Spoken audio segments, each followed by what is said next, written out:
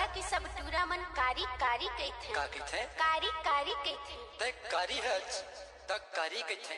हाँ। अगर ते गोरी होते ना ट्यूबलाइट कस तो सब गोरी गोरी कहती वो। ए जीजा काहे? का मैं सही में कारी हूँ? मगर मैं अमित कमल का कहता सुने?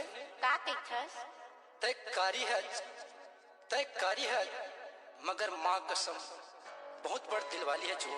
सही में? ए भले कारी हवच वो,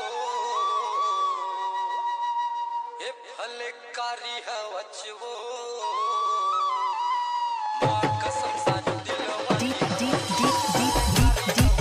DJ छोटा धुर्वे exclusive।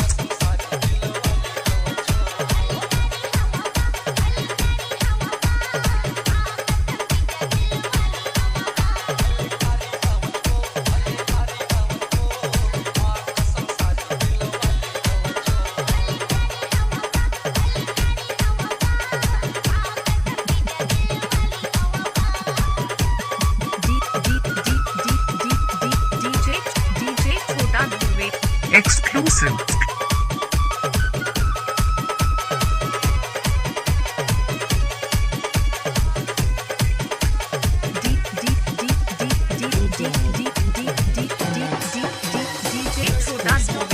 Exclusive।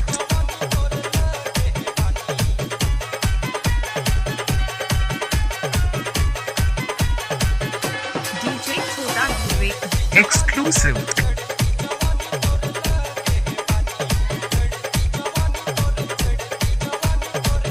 DJ छोटा धुर्वे exclusive।